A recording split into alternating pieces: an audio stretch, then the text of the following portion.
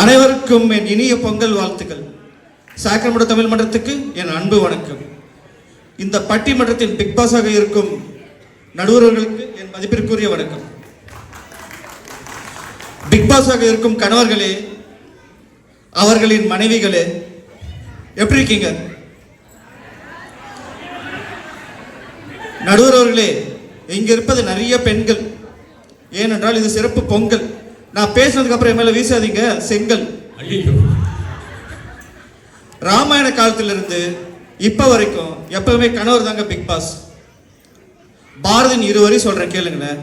ஆந்தையின் அருவான கடல், அப்பாவின் அருளான குணம். கடலை போல எல்லை இல்லாத அன்னையின் அன்பும் கருணையும் நல்ல அறிவுரையும் அனுபவம் அப்பா கிட்ட இருந்து தான் நம்ம வாங்கி வழி நடத்துறோம். வாழ்க்கைக்கு வழிகாட்ட உதவுகிறது. கணவர்கள் தாங்க நிர்வாகத்திலும் லீடர்ஷிப்பிலும் பொறுப்பாக இருப்பதிலும் மிக சிறந்தவர்கள். பிக் பாஸ்ல ஹோஸ்ட் யாருங்க? கமலஹாசன், விஜய் சேதுபதி, சிம்பு, மோகன்லால், சல்மான் கான். ஏன் அதுலயே கத்ரினா கைஃப், திரிஷா, நயன்தாரா இல்ல? உங்களுக்கு பிடிச்ச நடிகைலாம் இல்ல நடுவர் பொதுவா சொன்னேன். இல்ல எந்த மொழியிலுமே கிடையாது. ஏன்னா அவங்களாம் ஆண்கள் தான் பேலன்ஸ்ட் எமோஷன் கொண்டவங்க. அவங்க தான் சமநிலையில இருந்து ரொம்ப கிராங்கி ஆகாம கரெக்டா பேசுபவர்கள். பிக் பாஸ்ல ஹோஸ்ட் ஆண்கள், வீட்லயும் ஹோஸ்ட் கணவர்கள் தான், ஆண்கள் தான். ஆமா, பிக் பாஸ்ல அதான் வீட்ல நம்ம தான் ஹோஸ்ட், மனைவிகள்லாம் கோஸ்ட். Total time waste. என்ன செய்ய போறாங்க ரோஸ்ட். ஆக மொத்தம் ஒரு வீட்டுக்கு பிக் பாஸ் கணவனாக இருந்தால் அது ராஜயோகம், மனைவி பிக் பாஸாக இருந்தால் அது சோகம். நடுவர்களே, யோகம் சோகம், யோகம் சோகம். நீங்க பேசுறது ராகமா இருக்கு. நடுவர்களே, இப்ப நான் சொல்ல போறது கேட்டா நீங்க இப்பயே தீர்ப்பு எழுதிடுவீங்க. சொல்லுங்க, எழுதிடுவோம். இன்னைக்கு தலைப்பு ஷாப்பிங் செஞ்சு காசு எல்லாம் வீணாக்குவது கணவனா மனைவியான்னு கேட்டீங்கன்னா நாங்க இப்பயே சொல்லிடுறோம் மனைவிதான் சொல்லிட்டு. காசு பேசிய நேரத்தை வீணாக்குவது கணவனா மனைவியா கேட்டா அதுவும் சொல்லிடுறோம் மனைவிதான் சொல்லிட்டு. நீங்க சொல்லுங்க, நான் எதுவும் சொல்ல முடியாது. எந்த வேலையும் செய்யாம இன்ஸ்டாகிராம் ரீல் போட்டுட்டு போட்டோ எடுத்துட்டு வெட்டியா இருக்கிறது கணவனா மனைவியான்னு கேளுங்க, அதையும் இப்பயே சொல்லிடுறோம் மனைவிதான் சொல்லிட்டு. அப்புறம் மல்டி டாஸ்கிங் செய்யறேன்னு சொல்லிட்டு எல்லா வேலையும் அரைகுறையா செய்யறது அதுவும் மனைவிதாங்க. ஆனா இன்னைக்கு தலைப்பு வீட்டின் பிக் பாஸ் கணவனா மனைவியான்னு. இந்த டைட்டிலுக்கும் மனைவிகளுக்கும் என்னங்க சம்பந்தம் இருக்கு? கோபப்படாதீங்க, பொறுமையா பேசுங்க. உணர்ச்சப்பட்ட சார், இதை பேசுறதுக்கு வேற 3 பேர் வெறித்தனமா உட்காந்து இருக்காங்க. சரி, அதை விடுங்க.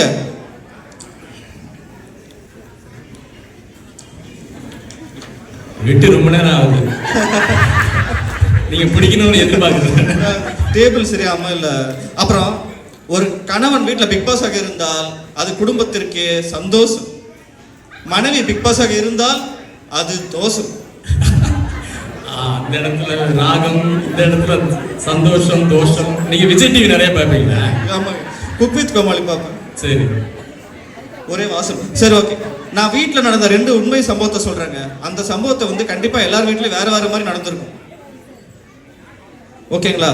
ஸோ போன வாரம் வந்து எனக்கு பயங்கர வயிற்று வலி, ஃபுட் பாய்சன் நினைக்கிறேன். ஃபுட் பாய்சன் தான், ஒரே வாந்தி பேதி, வலி தாங்க முடியாம துடிச்சு போயிட்டேன். இந்த மனைவிகள் தான் எமோஷன் அதிகமாச்சு.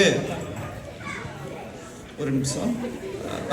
இந்த மனைவிகள் தான் எமோஷன் அதிகமாச்சு. பார்த்தா வந்து தேம்பி அழ ஆரம்பிச்சிட்டா. சரி, நான் என் வயிற்று வலியும் பொறுத்துக்கிட்டு சரி ஓகே நம்ம கூல் பண்ணலாம் அப்படின்னு சொல்லிட்டு கிட்ட போய் பார்த்தா தான் தெரியுது அவன் டிவியில பிக் பாஸ்ல ஜாக்லின் எவிக்டானதை பார்த்து அழுதுட்டு இருக்கா. ஜாக்லின் எவிக்டானது நான் அதை பார்த்த நடுவர் அவர்களே, அதை பார்த்த உடனே எனக்கு ரொம்ப வயிற்று வலி போயிடுச்சுங்க நடுவரையா. வயிற்று வலி போய் நெஞ்சு வலியா மாறிடுச்சு. இப்படி இருக்குங்க எங்க தேட் ப்ராசஸ். இவங்க வந்து இந்த மாதிரி தாங்க யோசிக்கிறாங்க. இவங்கள வீட்டு பிக் பாஸை வச்சிங்கன்னா எப்படிங்க குடும்பம் உருப்பிடும்? இந்த மாதிரி தான் முடிவு எடுப்பாங்க.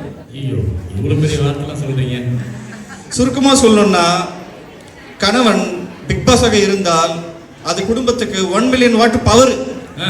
ஆனா மனைவி பிக் பாஸா இருந்தா அது குட்டி செவுரு. இதெல்லாம் கொஞ்சம் ஓவரா இல்ல? இது உண்மையா, இது வந்து அனுபவத்தில் சொல்கிறேன். ம். அப்புறம் வேர்ல்டு ஃபேமஸ் கேம் செஸ் இருக்கு இல்லைங்களா, ஆமா. செஸ்ஸில் ராஜா செக்மேட் வச்சு ஆட்டம் முடிஞ்சதுங்க. ஆனால் ராணி போனால் இன்னொரு ராணி எடுத்துக்கலாம், ஏன் 8 ராணி வரையும் எடுத்துக்கலாமே. ஓ, உங்களுக்கு ஒரு ராணி பத்தாது, 8 ராணி வேணுமா? வாய்ப்பு இருக்கு ஐயா, அதாவது அவங்களுக்கே தெரிஞ்சிருக்கு சரி, சரி. ராஜாவோட முக்கியம். அந்த மாதிரி தாங்க நம்மளாம் வீட்டில் ராஜா மாதிரி. ஓகே. நம்ம இல்லைன்னா எங்கள் லைஃபோட கேம் காலி. செஸ்ஸில் ஒரு ஹையஸ்ட் ரேட்டிங் வந்து கிராண்ட் மாஸ்டர் சொல்லுவாங்க. 2500 ரேட்டிங் மேலே இருந்ததுன்னா கிராண்ட் மாஸ்டர் சொல்லுவாங்க. ஸோ பார்த்தீங்கன்னா இங்கே உலகம் ஃபுல்லாக ஆண்களில் எத்தனை கிராண்ட் மாஸ்டர், பெண்கள் எத்தனை கிராண்ட் மாஸ்டர் தெரியுங்களா? சொல்லுங்க, தெரிஞ்சுக்கிறோம். ஆண்கள் வந்து 1772 கிராண்ட் மாஸ்டர் இருக்காங்க. ம். ஆனால் இந்த அதி புத்திசாலிகள் பெண்கள் எத்தனை பேர் தெரியுங்களா? சொல்லுங்க பாப்போம். சொல்லுங்க. வெறும் 41 தாங்க. 1772 எங்க இருக்கு, 41 எங்க இருக்கு? ஏன்னா இவங்க 40 ஸ்டெப்ல முடிய வேண்டிய மேட்சை 10 ஸ்டெப்ல முடிக்கணும்னு நினைப்பாங்க. இவங்க எல்லாம் வந்து ஒரு எஸ்ஜே சூர்யா மாதிரிங்க, 10 ரூபாய்க்கு பேச வேண்டியது 100 ரூபாய்க்கு பேசுவாங்க. புரியல தலைவரே, புரியல அப்படின்ட்டு. நான் வந்து இட்லி தோசை செய்யும் போதுல நான் தாங்க பீனட் சட்னி எங்கள் வீட்டில் செய்வேன். பீனட் சட்னினா அந்த வேர்க்கடலை சட்னி? ஆமாம், வேர்க்கடலை சட்னி. சரி சரி. அந்த வைஃப் சொல்லுவா நான் சூப்பராக பீனட் சட்னி செய்வேன் அப்படின்னு சொல்லிட்டு. என் ஃப்ரெண்ட்ஸும் சொல்லுவாங்க இல்லை உண்மையில் நல்லா இருக்கும்.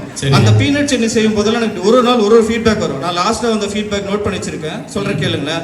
டாப் நாச், கர்மமாக இருக்கு, வேற லெவல், வாமிட் வருது, அமிர்தமாக இருக்கு, சூப்பராக இருக்கு, நாய்க்கு போடு. ஆனால் சாப்பிட்டீங்களா கடைசியா? இதெல்லாம் பரவாயில்லைங்க. போன வாரம் வந்து பீனட் சட்னி சரியில்லைன்னு சொல்லிட்டு ஸ்க்ரூ டிரைவர் எடுத்து லெஃப்ட் கண்ணை குத்திட்டா.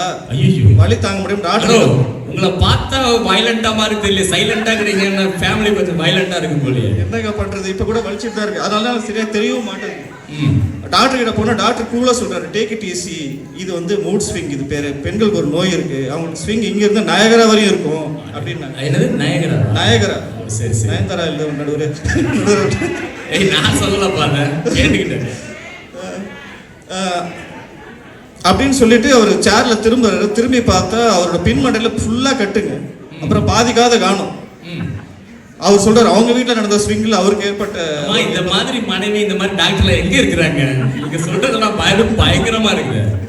என் மனைவி நீங்க வரலன்னு நினைக்கிறதுனால நான் தெரியுமா பேசிட்டு இருக்கேன் இதெல்லாம். ஓ, அதான் சீக்கிரம். ஓகே, சரி முடிங்க, டைம் ஆச்சு. முடிக்கிறேன். நடுவர் அவர்களே, சுருக்கமா சொல்லணும்னா மனைவி என்பவள் எல்லா விதமான பிரச்சனையும் மாட்டிவிடும் மாய வலை. ஆமா நடுவரே, கணவன் என்பவன் எத்தனை பிரச்சனை வந்தாலும் சமாளித்து தாங்கும் தலை. அவனே குடும்பத்தின் மலை, அண்ணாமலை என்று ஆணித்தனமாக கூறுகிறேன். நடுவர் அவர்களே, நீங்களும் ஒரு பொறுப்பான அப்பான்ட்டு பொறுப்பான கணவர் என்று கேள்விப்பட்டேன். தயவு செஞ்சு கணவர்களுக்கு நல்ல தீர்ப்பு வழங்கப்படி தாழ்மையுடன் கேட்டுக்கொள்கிறேன். நன்றி, வணக்கம். அருமை அருமை அருமை. வாங்க வாங்க வாங்க. சரத்துடைய முதல் பட்டிமன்ற பேச்சு, நீங்கெல்லாம் அவருக்கு உற்சாகம் தருமாறு அன்போடு கேட்டுக்கொள்கிறோம். அந்த மைக் கொஞ்சம் பிரச்சனை ஆயிடுச்சு, இல்லைன்னா அவர் இன்னுமே நல்லா பேசியிருப்பாரு. மிக அழகாக பேசிய சரத்துக்கு எங்களுடைய பாராட்டுகள். அவர் சொன்னதுல மெயினா ஒரு 2-3 பாயிண்ட் சொல்லிக்கிறாரு. என்னன்னா, பெண்கள் வந்து மல்டி டாஸ்கிங்கிற பேர்ல நிறைய விஷயங்களை சொதப்பிடுறாங்க அப்படின்னு இருக்கிறாரு. இன்னொன்று, அவங்களுக்கு இம்பேலன்ஸ்டா இருக்கிறாங்க, நாங்க தான் ரொம்ப பேலன்ஸ்டா குடும்பத்தை வழி நடத்துறோம் அப்படின்றத சொல்லிட்டு போயிருக்காரு. கடைசியா இப்ப நம்ம பேர் வந்து இனிமே சரத் ஜிக்கு வந்து சட்னி சரத் வச்சிடலாம் போல. அவ்வளவு தூரத்துக்கு வேர்க்கடலை சட்னி ஸ்பெஷலிஸ்டா இருக்காரு. அவருக்கு பதில் சொல்ல